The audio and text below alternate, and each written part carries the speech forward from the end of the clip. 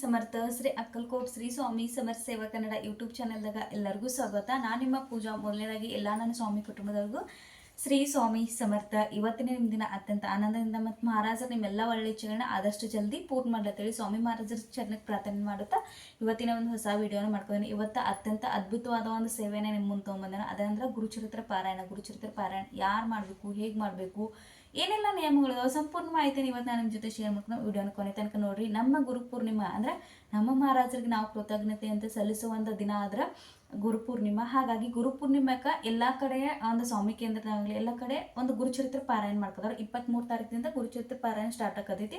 ನೀವು ಮನ್ಯಾಗ ಮಾಡಾರಂದ್ರೆ ಅದಕ್ಕಿಂತ ಮುಂಚೆ ಕೂಡ ಸ್ಟಾರ್ಟ್ ಮಾಡ್ಬೋದು. ಸಾಮೂಹಿಕವಾಗಿ ಗುರುಚರಿತ್ರ ಪಾರಾಯಣ ಮಾಡ್ಕೊತೀರಿ ಅಂದ್ರೆ ಹೋಗಿ ಕೇಳ್ರಿ, ನಿಮ್ಮ ಸುತ್ತಮುತ್ತ ಕೇಂದ್ರ ಇದ್ದು ಅಂದ್ರೆ ಅಲ್ಲಿ ಕೂಡ ಗುರುಚರಿತ್ರ ಪಾರಾಯಣ ಆಗ್ತಿರ್ತೈತಿ. ಗುರುಚರಿತ್ರ ಪಾರಾಯಣ ಅಂದ್ರೆ ಇದನ್ನ 5ನೇ ವೇದ ಅಂತೇಳಿ ಕನ್ಸಿಡರ್ ಮಾಡ್ತಾರೆ. ದತ್ತ ಮಹಾರಾಜರ ಯಾವ್ಯಾವ ರೀತಿ ಒಂದು ಪ್ರಚಿತಿಗಳನ್ನು ಕೊಟ್ಟಿದ್ದಾರೆ, ಯಾವ್ಯಾವ ರೀತಿ ಭಕ್ತರಿಗೆ ಇದ್ದಂಥ ಸಂಕಷ್ಟಗಳನ್ನು ದೂರ ಮಾಡಿದಾರೆ ಅನ್ನೋ ಒಂದು ಅದ್ಭುತವಾದ ಗ್ರಂಥ ಅಂತ ಹೇಳ್ಬೋದು ಗುರುಚರಿತ್ರ ಪಾರಾಯಣ. ನಾವು ಮನುಷ್ಯರಾಗಿ ಹುಟ್ಟಿದ ಕೂಡಲೇ ಜೀವನದಾಗ ಒಂದ್ಸಲ ಗುರುಚರಿತ್ರ ಪಾರಾಯಣ ಮಾಡಬೇಕು. ಅಷ್ಟು ಒಂದು ಅನುಭೂತಿ ಪ್ರಚಿತಿಯನ್ನು ಕೊಡುವಂಥ ಒಂದು ಪವಿತ್ರವಾದ ಗ್ರಂಥ, ಶಕ್ತಿಯುತವಾದ ಗ್ರಂಥ. ನಾನು ಎಷ್ಟೋ ಸಲ ಗುರುಚರಿತ್ರ ಪಾರಾಯಣ ಸಾಮೂಹಿಕ ಮಾಡಿದ ಅನುಭವಗಳಿದ್ದಾವೆ. ನಾನು ಮನ್ಯಾಗ ಹೋದ್ಸಲ ನಮ್ಮ ಸಣ್ಣ ಮಗ ಸಮರ್ಥ 6ನೇ ತಿಂಗಳದಾವಿದ್ದ ಅವಾಗ ನಾ ಗುರುಚರಿತ್ರ ಪಾರಾಯಣ ಮನ್ಯಾಗ ಮಾಡೀನಿ. ಅದ್ರ ನಂತರ ನಂಗೆ ಮಾಡೋಕ್ಕೆ ಅವಕಾಶನೇ ಸಿಕ್ಕಿಲ್ಲ, ಯಾಕಂದ್ರೆ ಹುಡುಗರ ಅಂದಂಗೆ ಹೋದ್ಸಲ ಮನೆ ಸ್ವಾಮಿ ಪ್ರಕಟ ದಿನಕ್ಕೆ ಹೋಗಿ ಮಾಡ್ಬೇಕಂದ್ರೆ ಆಗ್ದಿಲ್ಲ. ಆದರೂ ನನ್ನ ಅದಕ್ಕೆ ಮಾಡ್ಬೇಕನ್ನೋ ಇಚ್ಛೆ ಐತಿ. ಮಹಾರಾಜರು ಯಾವಾಗ ಮಾಡಿಸ್ಕೊತಾರೆ ನೋಡಬೇಕು, ಈ ಸಲರೇ ಮಾಡ್ಬೇಕನ್ನೋ ಇಚ್ಛೆ ಐತಿ. ಅದ್ರ ಜೊತೆಗೆ ನಿಮಗೂ ಶೇರ್ ಮಾಡ್ಕೋನೋ ಗುರುಚರಿತ್ರ ಗ್ರಂಥ. ಮೊದಲನೇದಾಗಿ ಗುರುಚರಿತ್ರ ಗ್ರಂಥ ಬಗ್ಗೆ ತಿಳಿಸ್ಕೊಡ್ತಾನೋ. ಈ ಗ್ರಂಥ ಏನಿದೆ ನಾ ಆನ್ಲೈನ್ ತರಿಸ್ಕೊಂಡೇನೋ. ಗುರುಚರಿತ್ರ ಗ್ರಂಥ ಶ್ರೀ ಗುರುಚರಿತ್ರೆ ಸಚಿತ್ರ ಮಹಾಪ್ರಾಸಾದಿಕ ಗ್ರಂಥ. ಇದು ನನಗೆ 800 ರೂಪಾಯಿಗೆ ಸಿಕ್ಕೈತಿ. ಇದನ್ನು ನೀವು ನೋಡ್ರಿ, ಯಾರನ್ನ ಹೇಳೋದಿಷ್ಟ ಸ್ವಾಮಿ ಕೇಂದ್ರದಾಗ ಗುರುಚರಿತ್ರೆ ಗ್ರಂಥ ಏನಿತ್ತಲ್ಲ ಬರೀ 100 ರೂಪಾಯಿಗೆ ಸಿಗ್ತಿದೆ. ಅಂದರೆ ರೇಟ್ ಅನ್ನೋದಲ್ಲ ಇಂಪಾರ್ಟೆಂಟ್. ಈಗ ತರಿಸ್ಕೋಬೇಕಾದ್ರೆ ನನಗೆ 800 ರೂಪಾಯಿ ಸಿಗ್ತಿದ್ದ. ಬೆಳಗಾವದಿಂದ ತರಿಸ್ಕೊಂಡೇನ ಒಂದು ಬುಕ್ ಸ್ಟಾಲ್ದಿಂದ ಆನ್ಲೈನ. ನಾನು ನಿಮಗೆ ಬೇಕಂದ್ರೆ ಈ ಥರ ಲಿಂಕು ಕೂಡ ಅಂದರೆ ಈ ಥರ ನಂಬರ್ ಕೂಡ ಕೊಡ್ತೇನೆ. ನೀವು ಆದಷ್ಟು ನಾ ಏನು ಹೇಳೋದಂದ್ರೆ ಸ್ವಾಮಿ ಕೇಂದ್ರದಾಗ ಹೋಗಿ ತಗೋರಿ. ಅಲ್ಲಿ ಈ ಥರಾಗ ಅಕ್ಷರ ಒಂದು ಸ್ವಲ್ಪ ಸಣ್ಣದು ಅದು ಪ್ರಾಬ್ಲಮ್ ಆಗ್ತೈತಿ. ಮತ್ತು ಸ್ವಾಮಿ ಕೇಂದ್ರದಾಗಿರುವಂಥ ಗ್ರಂಥಗಳು ಅಕ್ಷರ ಒಂದು ಸ್ವಲ್ಪ ದೊಡ್ಡ ಇದಾವೆ, ಓದೋಕ್ಕೆ ಈಸಿ, ಓದಕ್ಕೆ ಚಲೋ ಅನಿಸ್ತೈತಿ. ಇದ್ರಾಗ ಅಕ್ಷರ ಒಂದು ಸ್ವಲ್ಪ ಭಾಳ ದಿಟ್ಟಿಷ್ಟು ನೋಡ್ಬೇಕು, ಅಕ್ಷರ ಒಂದು ಸ್ವಲ್ಪ ಸಣ್ಣದ, ಅದಕ್ಕಾಗಿ ಹೇಳೋದ. ಆನಂತರ ಈ ಗ್ರಂಥ ಅತ್ಯಂತ ಪವಿತ್ರ ಗ್ರಂಥ. ಇದನ್ನು ನಾನು ನಿಮ್ಗೆ ತೋರಿಸೋ ಸಂಬಂಧಾಗಿ ಈಗ ಓಪನ್ ಇಟ್ಟಿದ್ದೇನೆ. ಇಲ್ಲಾಂದ್ರೆ ನಾನು ಇದಕ್ಕೊಂದು ಅರ್ವಿ ರ್ಯಾಪ್ ಮಾಡಿ ಒಂದು ವಸ್ತ್ರವನ್ನು ರ್ಯಾಪ್ ಮಾಡಿ ಇಟ್ಟಿರ್ತೇನೆ. ಇನ್ನು ಈ ಗ್ರಂಥದ ಈ ಗುರುಚರಿತ್ರ ಪಾರಾಯಣ ನನಗೆ ಗುರ್ತಿಂತ ಮೊದಲನೇದಾಗಿ ನಾವು ಗುರುಚರಿತ್ರ ನಾಳೆ ಮಾಡಾರ್ತೇವೆ ಅಂದ್ರೆ ಇವತ್ತಿನ ನಂತರ 4 ನಾಯಿಗಳಿಗೆ ಮತ್ತು ಹಸುವಿಗೆ ನಾವು ನೈವೇದ್ಯನ ಕೊಡ್ಬೇಕಂದ್ರೆ ಚಪಾತಿ ಕೊಡೋದಿರ್ತೈತಿ. ಆ ನಂತರ ಮರುದಿನ ನಮ್ಗೆ ಗುರುಚರಿತ್ರ ಪಾರಾಯಣ ಮಾಡೋದೈತಿ. ಗುರುಚರಿತ್ರ ಪಾರಾಯಣ ಮಾಡುವಾಗ ಒಂದೇ ಧಾನ್ಯದ ಆಹಾರ ತಗೋತಿತ್ತು. ಒಂದೇ ಧಾನ್ಯದ ಆಹಾರ ಅಂದ್ರೆ ಏನು, ಗೋಧಿ ಅಥವಾ ಅಕ್ಕಿ. ಅಂದ್ರೆ ನಿಮ್ಮ ಕಡೆ ಜೋಳ ಗೋಧಿ ಏನು ಒಂದೇ ಧಾನ್ಯದ ಆಹಾರ ತಗೋದೈತಿ. ದ್ವಿದಳ ಧಾನ್ಯ ತಗೊಂಗಿಲ್ಲ. 7 ದಿನದ ಪಾರಾಯಣ ಇರ್ತೈತಿ. 8ನೇ ದಿನಕ್ಕೆ ಸಾಂಗತ್ಯ ಅನ್ನೋದ ಸಮಾಪ್ತಿ ಅನ್ನೋದಿರ್ತೈತಿ. ಅದು ಸಹ ಆರತಿ ಮಹಾಪ್ರಸಾದ ಇರ್ತೈತಿ. 7 ದಿನ ನಾವು ಊಟ ಅಂದ್ರೆ ನಾವು ಸಾತ್ವಿಕವಾಗಿ ಇರ್ಬೇಕು. ಋಷಿ ಮುನಿಗಳ ಕಡೆ ಅಷ್ಟು ಕಠಿಣ ಏನಿಲ್ಲ, ಸರಳವಾಗಿ ಸಾತ್ವಿಕ ಜೀವನ ನಡೆಸಬೇಕು. ಬೆಳಗ್ಗೆ 6 ಗಂಟೆ ಗುರುಚರಿತ್ರ ಪಾರಾಯಣ ಓದ ಸ್ಟಾರ್ಟ್ ಮಾಡ್ತಾರೋ. ಆನಂತರ 9 ಗುರುಚರಿತ್ರ ಪಾರಾಯಣ ಮುಗಿತೈತಿ. ಸಾಯಂಕಾಲ ಆರತಿ ಇರ್ತೈತಿ. ಆ ನಂತರ ವಿಷ್ಣು ಸಹಸ್ರನಾಮದ ಒಂದು ಸಣ್ಣ ಬುಕ್ ಇರ್ತೈತಿ. ಇದ್ರ ಜೊತೆ ಅದು ಬಂದಿಲ್ಲ, ಯಾವಾಗ ನೀವು ಕೇಂದ್ರ ತಗೋತಿರಲ್ಲ ಅವಾಗ ಅಲ್ಲಿ ಕೊಡ್ತಾರೋ ಅದನ್ನು ಓದಬೇಕು. ಅಂದ್ರೆ ಬೆಳಗ್ಗೆ ಗುರುಚರಿತ್ರ ಪಾರಾಯಣ ಓದುವಾಗ ಏನೂ ಮಿಸ್ಟೇಕ್ ಆಗಿರೋ ಅಲ್ಲೇ ಅದು ಕ್ಷಮಾಪಣೆ ಆಗ್ತಾವೆ. ಇನ್ನು ಗುರುಚರಿತ್ರದ ಇಷ್ಟು ನೇಮಗಳು ಬ್ರಹ್ಮಚಾರ್ಯ ಪಾಲನೆ ಮಾಡಬೇಕು. ಗುರುಚರಿತ್ರ ಪಾರಾಯಣ ಮನ್ಯಾಗ ಮಾಡ್ಕೊತೀರಿ ಅಂದ್ರೆ ಆ 7-8 ದಿನಗಳ ಕಾಲ ಮನ್ಯಾಗ ಮಾಂಸಾಹಾರ, ಡ್ರಿಂಕ್ಸ್ ಇದು ಏನೂ ಕೂಡ ಆಗಬಾರ್ದು. ಇವು ನಿಯಮಗಳು ನೀವು ಕಠಿಣವಾಗಿ ಪಾಲಿಸನ್ ಮಾಡಬೇಕು. ಇನ್ನು ಗುರುಚರಿತ್ರ ಪಾರಾಯಣ ಮಾಡುವಾಗ ಅರ್ಧಕ್ಕೆ ನಿಲ್ಲಿಸಬಾರ್ದು. ಅಂದ್ರೆ 2 ದಿನ ಓದಿ ಭಾಳ ಓದೋದೈತಿ, ಏನೋ ಒಂದು ಅಡಚಣೆ ಬತ್ತಿ ಹಿಂಗಿಲ್ಲ. ಗುರುಚರಿತ್ರ ಪಾರಾಯಣ ನೀವು ಒಂದ್ಸಲ ಆರಂಭ ಮಾಡ್ರಿ ಅಂದ್ರೆ ಅಂದ್ರೆ ಸಂಪೂರ್ಣ 53 ಅಧ್ಯಾಯ ಓದೇ ಪಾರಾಯಣ ಸಂಕಲ್ಪ ಅಂದ್ರೆ ಸಂಕಲ್ಪ ಮಾಡಿರ್ತೀವಿ ಪೂರ್ಣ ಮಾಡಬೇಕು. ಆ ನಂತರ ಇನ್ನು ಗುರುಚರಿತ್ರ ಪಾರಾಯಣ ಓದುವಾಗ ಏನೋ ಒಂದು ಸೂತಕದ ಬತ್ತಂದ್ರೆ ಬೇರೆದವ್ರ ಅಥವಾ ಬ್ರಾಹ್ಮಣ ಕರೆಸಿ ನೀವು ಗುರುಚರಿತ್ರ ಇದನ್ನ ಪೂರ್ಣ ಮಾಡ್ಬೇಕು. 8ನೇ ದಿನಕ್ಕೆ ನೀವು 5 ಮಕ್ಕಳಿಗೆ ಅಥವಾ ನಾವು ದಂಪತಿಗಳಿಗೆ ಊಟದ ವ್ಯವಸ್ಥೆ, ಅವ್ರಿಗೆ ವಸ್ತ್ರ ಅಂದ್ರೆ ನಾವು ಕಡೆ ಏನು ಒಡಕೆದ ಏನು ಹಾಕ್ತಾರಲ್ಲ ಆ ರೀತಿ ವ್ಯವಸ್ಥೆಯನ್ನು ಮಾಡ್ಬೋದು. ಇಲ್ಲಾಂದ್ರೆ ನೀವು ನಿಮ್ಗೆ ಎಷ್ಟು ಆಗ್ತೈತೆ ಅಷ್ಟು ಜನಕ್ಕೆ ಊಟಕ್ಕೆ ಹಾಕ್ಬೋದು. ಇಷ್ಟು ಈ ನಿಯಮಗಳಿದಾವೆ. ಇನ್ನು ಈ ಗ್ರಂಥದ ಕೊಟ್ಟಂಥ ನಿಯಮಗಳು ನಿಮ್ಮ ಜೊತೆ ಓದಿ ತೋರಿಸ್ತೇನೋ. ಇಲ್ಲಿ ನೋಡ್ರಿ, ಇದು ಗುರುಚರಿತ್ರ ಗ್ರಂಥ ಐತಿ. ಇಲ್ಲಿ ಈ ರೀತಿ ನೋಡಿ ದತ್ತ ಭಕ್ತರಿಗೆ ಕೊಟ್ಟಿದ್ದಾರೆ. ಇದು ದತ್ತ ಮಹಾರಾಜರ ಗುರುದೇವ ದತ್ತ. ಇದನ್ನ 440 ರೂಪಾಯಿ ಇದೆ. ಆದ್ರೆ ನಂಗೆ ಕೊರಿಯರ್ ಚಾರ್ಜ್ ಎಲ್ಲ ಹಿಡಿದೈತಿ. ರೇಟ 800 ರೂಪಾಯಿ ಬಿದ್ದೈತಿ. ನಾನು ನಿಮ್ಗೆ ಬೇಕಾದ್ರೆ ನೀವು ತರಿಸ್ಕೊತೇನೆ ಅಂದ್ರೆ ಇದ್ರ ನಂಬರ್ ಸಕಟ್ ನಾನು ಇದ್ರಾಗ ಕಮ್ಯುನಿಟಿ ಪೋಸ್ಟಲ್ಲಿ ಹಾಕ್ತೇನೆ, ನೀವು ಅಲ್ಲೇ ತರಿಸ್ಕೊರಿ. ಆನಂತರ ಇಲ್ಲಿಗೆ ಎಲ್ಲ ಯಾವ ರೀತಿ ಯಾವ್ಯಾವ ಪ್ರತಿಯೊಂದು ಅಧ್ಯಾಯದ ಬಗ್ಗೆ ಕೊಟ್ಟಿದ್ದಾರೋ, ಏನು ಇಲ್ಲಿ ಅಂದ್ರೆ ಸಂಪಾದಕರಂದ್ರೆ ಈ ಗ್ರಂಥ ಬರದಾರ ಬಗ್ಗೆ ಕೊಟ್ಟಿದ್ದಾರೋ. ಇಲ್ಲಿ ನೋಡ್ರಿ, ಗುರುಚರಿತ್ರೆ ಪಾರಾಯಣ ಮಾಡುವ ನಿಯಮಗಳು. ಗುರುಚರಿತ್ರೆ ಈ ಮಹಾಪ್ರಾಸಾದಿಕ ಗ್ರಂಥವು ನಮ್ಮಲ್ಲಿ 4 ವೇದಂತೆ ಪೂಜಿಸಲ್ಪಡುತ್ತವೆ. ಕ್ರಿಸ್ತಶಕ 14ನೇ ಶತಮಾನದಲ್ಲಿ ಸಾಕ್ಷಾತ್ ದತ್ತಾವತಾರಿಗಳಾದ ಶ್ರೀಪಾದ ಶ್ರೀವಲ್ಲಭ ಹಾಗೂ ನರಸಿಂಹ ಸರಸ್ವತಿ ದಿವ್ಯ ಹಾಗೂ ಅದ್ಭುತ ಚರಿತ್ರೆ ವಿವರಣೆ ಮಾಡುವ ಈ ಗ್ರಂಥ ಕಾಮಧೇನುವಿಗೆ ಸಮಾನವಾದ ಗ್ರಂಥ. ಶ್ರೀ ಸರಸ್ವತಿ ಗಂಗಾಧರರಿಂದ 15ನೇ ಶತಮಾನದಲ್ಲಿ ಬರೆಯಲ್ಪಟ್ಟಿತು.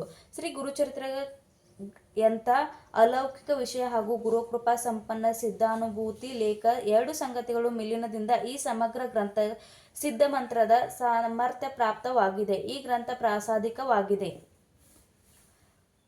ಸಂಕಲ್ಪ ಸಿದ್ಧಿಗಾಗಿ ಶ್ರೀ ಗುರುಚರಿತ್ರ ವಾಚನದ ವಿಶೇಷ ಪದ್ಧತಿ ಇದೆ. ಅದರಂತೆ ಪಾರಾಯಣ ಮಾಡಿದರೆ ಅಧಿಕ ಫಲಪ್ರಾಪ್ತಿಯಾಗುತ್ತದೆ. ಈ ಪಾರಾಯಣವನ್ನು ಮಾಡುವ ಕಾಯ ವಾಚ ಮನಸ ಶುದ್ಧವಾಗಿರಬೇಕು. ಶ್ರೀ ಗುರುಚರಿತ್ರ ಸಪ್ತಾಹ ವಾಚನದಿಂದ ಅನೇಕ ಫಲಪ್ರಾಪ್ತಿಯಾಗುತ್ತವೆ.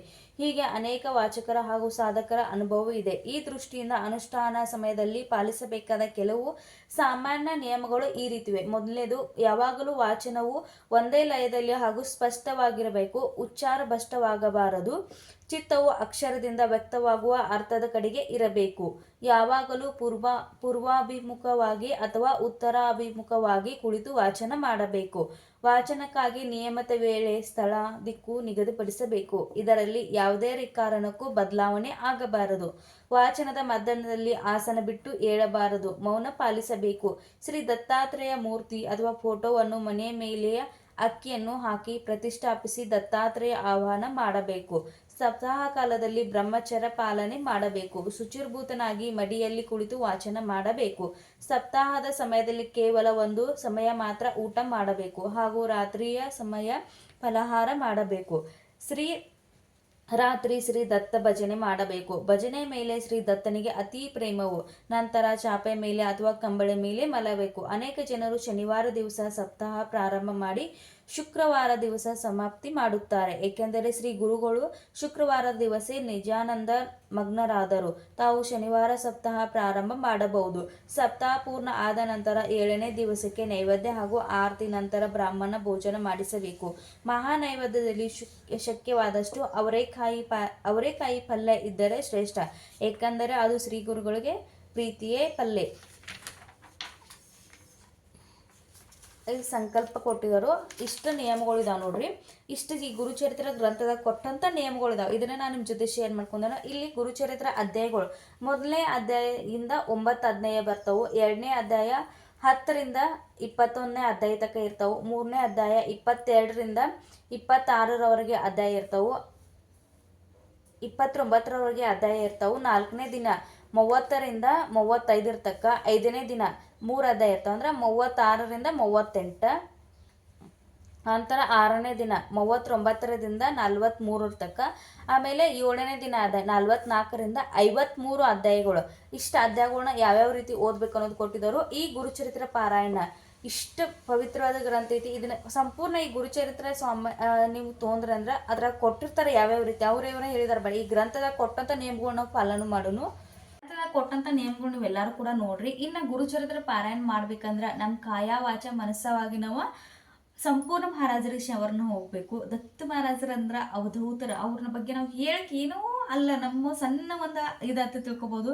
ಅಷ್ಟು ಪ್ರಚುತಿಯನ್ನು ಕೊಡ್ತಾರೋ, ಅಷ್ಟು ಮನಸ್ಸಿಗೆ ಸಮಾಧಾನ ಕೊಡ್ತಾರೋ. ಗುರುಚರಿತ್ರ ಪಾರಾಯಣ ಹೆಂಗೆ ಮುಗ್ತೈತಿ, ಹೆಂಗೆ ಆರಂಭ ಆಗ್ತೈತಿ ಅನ್ನೋದು ಗೊತ್ತಿಲ್ಲ. ಸಾಮೂಹಿಕವಾಗಿ ನೀವು ಯಾವಾಗ ಗುರುಚರಿತ್ರ ಪಾರಾಯಣಕ್ಕೆ ಹೋಗ್ತಿರ್ಲ, ನಾವು ಪ್ರತಿನಿತ್ಯ ಲೇಟ್ ಮಾಡಿ ಹೇಳಾರು ಕೂಡ ಆ ಗುರುಚರಿತ್ರ ಪಾರಾಯಣಕ್ಕೆ ಹೊತ್ತು ಅಂದ್ರೆ ಕರೆಕ್ಟ್ 3 ಗಂಟೆಗೆ ಬೆಲ್ಲ ಹೊಡೆದಂಗೆ ಎಚ್ಚರ ಆಗ್ತೈತಿ. ಅಷ್ಟು ಆ ಗುರುಚರಿತ್ರ ಗ್ರಂಥದ ಶಕ್ತಿ ಐತಿ. ಓದಕೊತ್ತು ಅಂದ್ರೆ ಏನೋ ಒಂದೇ ಲಯದಾಗ ಎಲ್ಲರೂ ಓದಿರ್ತೇವೆ. ಆ ವಾತಾವರಣ ಒಂದು ರೀತಿ ಚೇಂಜ್ ಆಗಿರ್ತದೆ. ಮನಸ್ಸಿಗೆ ನೆಮ್ಮದಿ, ಒಂದು ರೀತಿ ಖುಷಿಯನ್ನು ತಂದು ಕೊಡ್ತಿದೆ.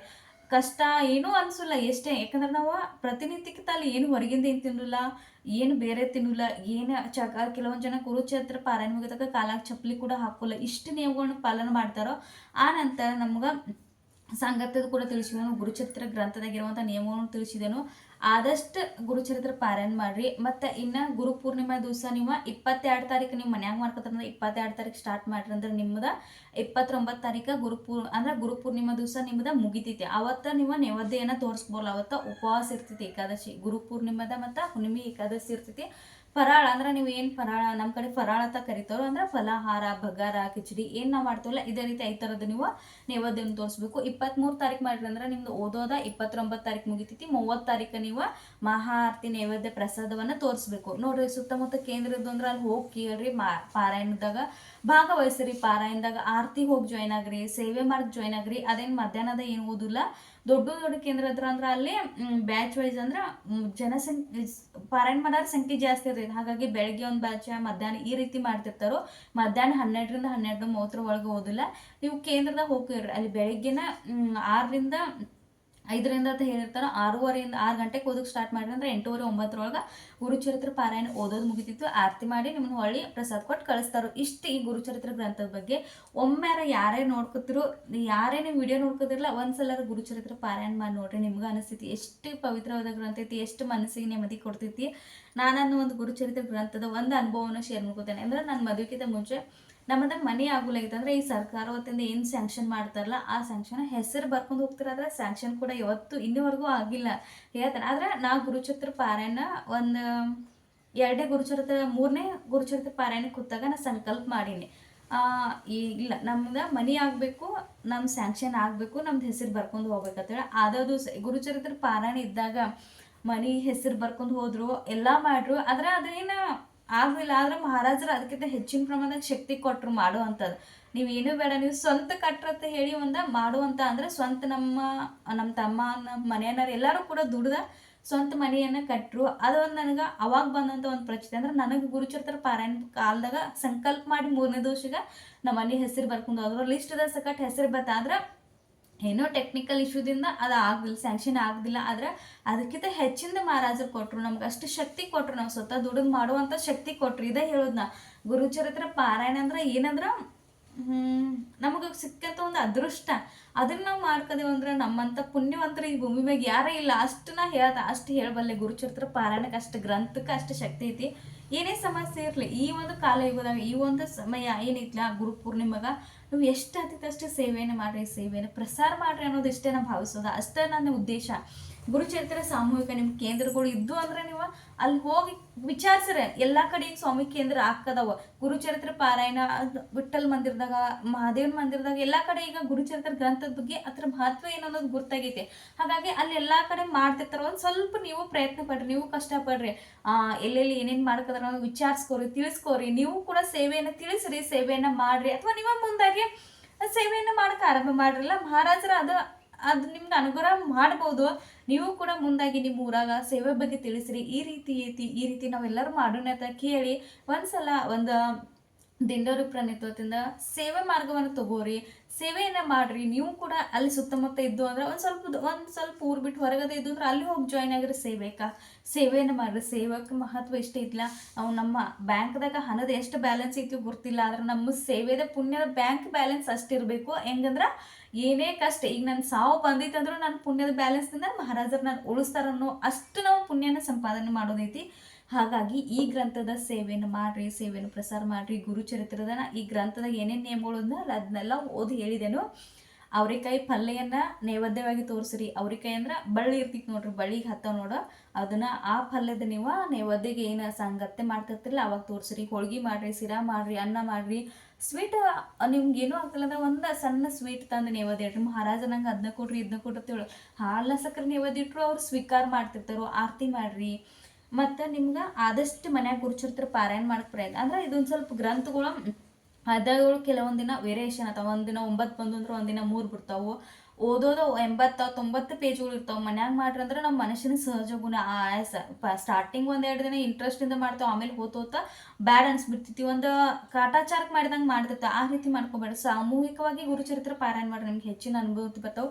ಇಲ್ಲ ಅಕ್ಕ ನಮ್ಮ ಮನ್ಯಾಗ ಮಾಡ್ತೇನೆ, ನನಗೆ ಅಷ್ಟು ಕಷ್ಟ ಐತಿ, ಮಹಾರಾಜರು ನನ್ನ ಕೈ ಹಿಡಿದು ನನಗೆ ಸೇವೆ ಮಾಡಿಸ್ಕೊತಾರಂದ್ರೆ ನಿಮ್ಮ ಮನ್ಯಾಗೂ ಕೂಡ ಗುರುಚರಿತ್ರ ಪಾರಾಯಣ ಮಾಡ್ರಿ. ಖಂಡಿತವಾಗಿ ನಿಮ್ಗೆ ಎಲ್ಲರಿಗೂ ಒಳ್ಳೇದಾಗ್ತೈತಿ. ಮಹಾರಾಜರ ಇದಾರ ಅಂದ್ಕೂಡಲೇ ಗುರು ಪೂರ್ಣಿಮೆಗೆ ನೀವು ಸಲ್ಲಿಸುವಂಥ ಸೇವೆ ನಿಮ್ಮ ಜೀವನವನ್ನು ಎಲ್ಲ ಬದಲಾಯಿಸಲ್ಲ ಅನ್ನೋದು ಪ್ರಾರ್ಥನೆ ಮಾಡ್ಕೋತಾ ಇವತ್ತಿನ ಈ ವಿಡಿಯೋ ಇಷ್ಟ ಆಗಿರಿ ಹೆಚ್ಚಿನ ಪ್ರಮಾಣದಾಗ ಶೇರ್ ಮಾಡಿರಿ. ವಿಶ್ವಾಸ ನೋಡೋದು ದಯವಿಟ್ಟು ಚಾನಲ್ನ ಸಬ್ಸ್ಕ್ರೈಬ್ ಮಾಡ್ಕೊಂಡು ನೋಡ್ರಿ. ಈ ಗ್ರಂಥದ ಬೇಕಾಗಿರೋ ಕಮ್ಯುನಿಟಿ ಪೋಸ್ಟ್ದಾಗ ಹಾಕ್ತಾನೆ. ನಾನು ಆದಷ್ಟು ಹೇಳೋದ ಗ್ರಂಥವನ್ನು ಕೇಂದ್ರದಾಗ ತಗೋರಿ. ಅಲ್ಲಿ ಅಕ್ಷರಗಳು ಒಂದು ಸ್ವಲ್ಪ ದೊಡ್ಡದಾವು, ರೇಟು ಕಮ್ಮಿ ಐತಿ, ಎಲ್ಲರಿಗೂ ಅನುಕೂಲ ಆಗಲ್ಲ ಅನ್ನೋ ಉದ್ದೇಶದಿಂದ ನೆಕ್ಸ್ಟ್ ವಿಡಿಯೋದಾಗ ಸಿಗ್ತೀನಿ. ಶ್ರೀ ಸ್ವಾಮಿ ಸಮರ್ಥ.